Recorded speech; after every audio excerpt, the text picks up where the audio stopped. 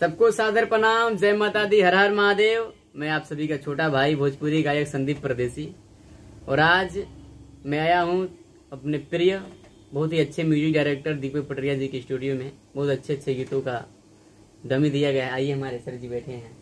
नमस्कार, प्रणाम। आप सबके वीडियो जो भी देखा था उनके हाथ जोड़ के प्रणाम करते नहीं।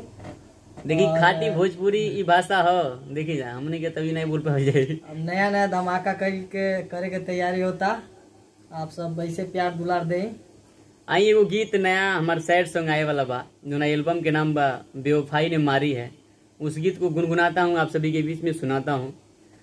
गीत कैसा है कमेंट में आप सभी जरूर बताइएगा। लगाइए गुरजीत के। हेलो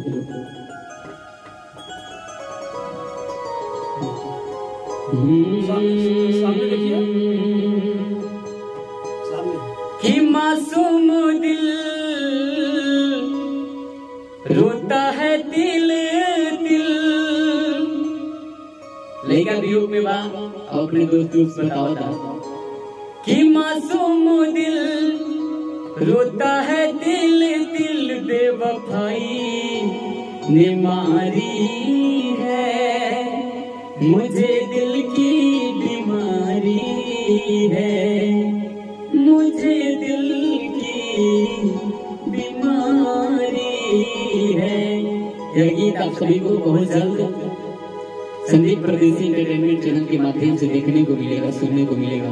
वीडियो के साथ में आएगा यह गीत। और एक गीत तो म्यूजिक बना है, उसको तो नहीं गुनगुना सकता क्योंकि आजकल गाना बहुत चोरी हो रहा है। उसको बाद में मैं सुनाऊंगा जब रिलीज होने वाला होगा तब। अब फिर से आप सभी को सादर प्रणाम, और इस गीत को ज्यादा से ज्यादा शेयर करिएगा जब रिलीज होगा तो। गीत कैसा लगा कमेंट में आप सभी जरूर बताइए। सबको सादर प्रणाम, जय माता।